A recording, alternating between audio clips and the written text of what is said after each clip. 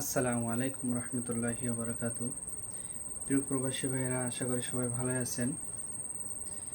আজকের কথা বলবো যারা পাসপোর্ট সংক্রান্ত বিষয় নিয়ে চিন্তিত আছেন, যারা ই পাসপোর্ট করার জন্য বিভিন্ন টেনশন আছেন তাদেরকে নিয়ে। সর্বপ্রথমে আপনাদেরকে আমি দেখাই, এটা হলো একটা ই পাসপোর্টের ফর্ম। ঠিক আছে, এটা তার ই পাসপোর্ট করা কমপ্লিট হয়েছে। ই পাসপোর্ট করলে এরকম অনলাইনে থেকে আপনার 4টে পেপার আসবে। ঠিক আছে, তখন চলেন ই পাসপোর্ট কীভাবে করব এবং ই পাসপোর্ট করতে কী কী লাগে। ই পাসপোর্ট করতে আপনার 3টা জিনিস লাগবে। 1 নাম্বার আপনার নিজের পাসপোর্ট, 2 নাম্বার আপনার ইকামা, 3 নাম্বার হলো আপনার বাংলাদেশের ভোটার আইডি কার্ড অথবা জন্ম নিবন্ধন। বাস, ডকুমেন্টস এই 3টা, এর চেয়ে বেশি আর কিছু লাগবে না। এখন চলেন, এখানে এত টেনশন, এত উৎকণ্ঠা, এত পেরেশান কি এই বিষয়টা নিয়ে? পেরেশান হলো যারা তথ্যটা সঠিকভাবে জানে না বা বুঝতেছে না, তারাই এই পেরেশানিটা হচ্ছে। আপনি তথ্যটা ভালো করে জানেন, ভালো করে বিষয়টা একটু খোঁজখবর নেন, ঠিক আছে, তাহলে আপনাকে এত টেনশন করতে হবে না বা এত আপনার টেনশনের ভিতরে থাকতে হবে না। ঠিক আছে, তো চলেন তাহলে কিভাবে তথ্যটা জানবো। আপনার ই পাসপোর্ট করতে আমি যে বলছি এই 3টা তথ্যই আপনার দরকার, আর 3টা ডকুমেন্টস আপনার হয়ে যাবে। এখন চলেন, আপনার বর্তমান যদি ই পাসপোর্ট থেকে থাকে তাহলে আপনার জন্য কোনো টেনশনের কোনো কারণ নাই। আর যদি আপনার বর্তমান এমআরপি পাসপোর্ট হয়ে থাকে, আপনি এমআরপি পাসপোর্টে গেলে আপনি পরে দেখবেন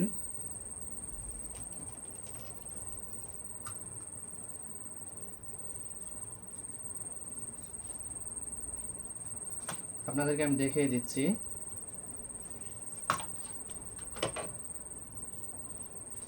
এটা হলো একজনের, যে কোনো লোকের বা ব্যক্তির আপনার ই পাসপোর্ট যদি থাকে তাহলে তার কোনো চিন্তা নাই। আর যদি এমআরপি পাসপোর্ট থাকে, এই যে দেখেন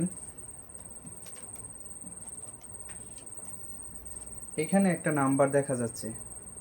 ঠিক আছে, আপনার এই যে ছবি আছে, আপনার পাসপোর্টের ছবির ঠিক ডান পাশে একটা আপনার পার্সোনাল আইডি নামে একটা অপশন থাকবে। ঠিক আছে, পার্সোনাল আইডি নং। এখানে আপনার যদি বাংলাদেশ থেকে যখন এই পাসপোর্ট এমআরপিটা বানাইছেন, যদি আপনার আইডি কার্ড দিয়ে বানাই থাকেন তাহলে আইডি কার্ডের নাম্বার, যদি জন্ম নিবন্ধন দিয়ে থাকেন জন্ম নিবন্ধনের নাম্বার। যদি আইডি কার্ড দিয়ে বানাই থাকেন আপনার জন্য কোনো টেনশন নেই, আপনার যে টেনশনের জন্য আছেন ফিনিশ। এখন চলেন, যদি জন্ম নিবন্ধন থাকে ওইটা অনলাইন থেকে দেখবেন। আপনার অনলাইন থেকে আপনার নাম, বাবার নাম, মায়ের নাম, ঠিকানা বা জন্ম তারিখ, এগুলো যদি সব ঠিক থাকে বাস আর কোনো কিছু দরকার হবে না, এটাই হয়ে যাবে।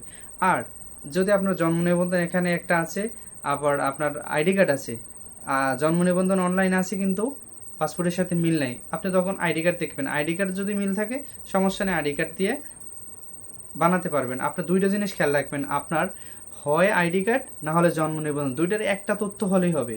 2টা তথ্যর একটা দরকার হবে ডকুমেন্টসের, আপনার হয় আইডি কার্ড না হলে জন্ম নিবন্ধন, 2টা জিনিস আপনার দরকার হবে না।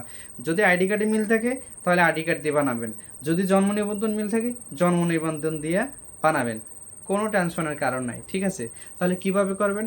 আপনি গুগলে যাবেন, গুগলে গিয়ে আপনার ই পাসপোর্ট .bd বা gov.bd বাস এতটুকু লিখলে আপনার একটা ওয়েবসাইট চলে আসবে। ওখানে গিয়ে আপনার মোবাইল থেকে অথবা কম্পিউটার থেকে বা কোনো মক্তব থেকে, অফিস থেকে অ্যাপ্লিকেশনটা করে নিতে পারেন। অ্যাপ্লিকেশনটা করে বাংলাদেশ অ্যাম্বাসিতে আসবেন। অ্যাম্বাসিতে যারা বাংলাদেশের অ্যাম্বাসি জেদ্দার এরিয়া আছেন এখানে আসবেন, যারা রিয়াদে আছেন তারা রিয়াদে যাবেন, অথবা শুক্র এবং শনিবার রিয়াদ এবং জেদ্দার 2 অ্যাম্বাসির বিভিন্ন অঞ্চলে ট্রু থাকে আমাদের প্রবাসীদের সুবিধাতে, কারণ সবাই আসতে পারে না, অনেক দূর, অনেক খরচ, বিভিন্ন কিছু মিলাই ডিউটি টাইম। ঠিক আছে, তো আপনারা ওই ট্রুতে যখন থাকে অ্যাম্বাসি টিম তখন খেয়াল রাখবেন শুক্র এবং শনিবার এই 2 দিন। আর এই 2 দিনের জন্য আলাদা অ্যাপয়েন্টমেন্ট নিতে হবে। এই 2 দিনের জন্য আলাদা অ্যাপয়েন্টমেন্ট খোলা থাকে, ওই দিনকার অ্যাপ্লিকেশন করে জমা দিতে পারেন। এবং যারা এত কিছু বুঝেন না বা এত ঝামেলা পারবেন না, সোজা বলে আসবেন, আপনারা বাংলাদেশ অ্যাম্বাসিতে আসার আগে অ্যাপ্লিকেশনটা করবেন। কারণ আপনি যেদিনকার এখন ম্যানুয়ালি যেদিনকার আপনার ফিঙ্গারের আপনার অ্যাপয়েন্টমেন্টটা নেওয়া হবে, এই অ্যাপয়েন্টমেন্টে যেদিনকার আবেদনটা করবেন ওই দিনকার ফিঙ্গার আসতেছে না, তো সেক্ষেত্রে কি করবেন, এখানে আসার আগে আপনি অ্যাপ্লিকেশনে করে ফেলবেন। আর এটা আপনার ব্যক্তিগত কাজ, এটা অ্যাম্বাসি করে দেবে না, আপনার হয়তো বা কারো শরণাপন্ন হতে হবে, অথবা আপনি নিজে নিজে পারলে নিজে নিজে করে ফেলবেন, বাস। ঠিক আছে, তো অ্যাপ্লিকেশনটা করবেন। অ্যাপ্লিকেশনটা করলে এই যে দেখেন এখানে একটা ডেট লেখা আছে, এরকম অ্যাপয়েন্টমেন্টের ডেটটা আপনার অনলাইন থেকে চলে আসবে। ঠিক আছে, তো এখানে যে ডেটটা থাকবে ওই ডেটে আপনি আসবেন, এসে ফিঙ্গার দিয়ে চলে যাবেন। আপনাকে দুইটা রিসিপ্ট দেবে, একটা মানি রিসিপ্ট আর একটা এই অ্যাপয়েন্টমেন্টের পাসপোর্টের রিসিপ্ট।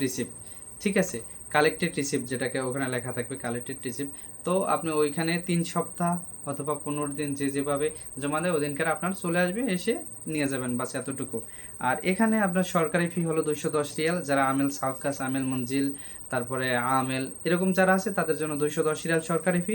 ঠিক আছে, আর যারা এর বাইরে আছে বিজনেস অথবা বিভিন্ন ক্যাটাগরির বা ইলেকট্রিশিয়ান বা যে কোনো মল্যাম বা যে কোনো এরকম যদি কোনো বা অফিস, ঠিক আছে, এরকম যদি কোনো আপনার ক্যাটাগরি থাকে তাহলে আসবে আপনার 520 রিয়াল অথবা এর চেয়ে বেশি।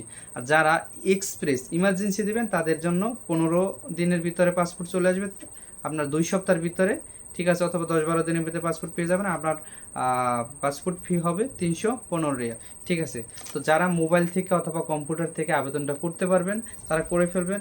আর যদি কোনো যোগাযোগ দরকার হয়, আপনারা যদি কোনো হেল্পের দরকার হয় বা যে আমরা পারবো না বা পারতেছি না বিষয়টা, আমাদের সাথে যোগাযোগ করতে পারেন, অবশ্যই আপনাকে হেল্প করবে এবং অ্যাপ্লিকেশন করে দিতে পারবো কোনো ধরনের ঝামেলা ছাড়া। ঠিক আছে, আপনার ই পাসপোর্টের অ্যাপ্লিকেশন হয়ে যাবে, যেদিনকার ফিঙ্গার এসে ফিঙ্গার দিয়ে চলে যাবেন। ঠিক আছে, তো অবশ্যই আমি নাম্বার দিয়ে দেবো ডিসক্রিপশন বক্সে এবং কমেন্ট বক্সে নাম্বার থাকবে, এবং মেসেঞ্জার এবং হোয়াটসঅ্যাপে যোগাযোগ করতে পারেন। আপনারা যারা ই পাসপোর্ট নিয়ে টেনশনে আছেন, ই পাসপোর্টের আবেদন নিয়ে টেনশনে আছেন, ই পাসপোর্ট করতে চান, অবশ্যই যোগাযোগ করবেন। আপনাদেরকে সুন্দর করে অ্যাপ্লিকেশন করে দেব। আপনারা শুধু যেদিনকার ফিঙ্গার ডেট পড়বে ওদিনকার এসে ফিঙ্গার দিয়ে চলে যাবেন। অবশ্যই আমাদের চ্যানেলটা সাবস্ক্রাইব করতে ভুলবেন না। শাহাদাত ইনসাফ ট্রাভেলস ফলো দিয়ে পাশেই থাকুন। সৌদি আরব মিনিস্ট্রি হুকুমার যে কোনো তথ্য এবং Bangladesh government, Bangladesh embassy related যে কোনো তথ্য সবার আগে এবং অথেন্টিক তথ্য পেতে পাশেই থাকুন। সবাই ভালো থাকবেন, সুস্থ থাকবেন। ঠিক আছে, যে কোনো প্রয়োজন যে কোনো সেবার জন্য যোগাযোগ করবেন হোয়াটসঅ্যাপে অথবা মেসেঞ্জারে। এবং এই ভিডিওটি অবশ্যই শেয়ার করে আপনার বন্ধুদেরকে জানিয়ে দেবেন। আপনারা যে কোনো প্রয়োজনে সঠিক তথ্যের জন্য যোগাযোগ করুন, পাশেই থাকুন। ভালো থাকুন, সুস্থ থাকুন। আসসালামু আলাইকুম রহমতুল্লাহ।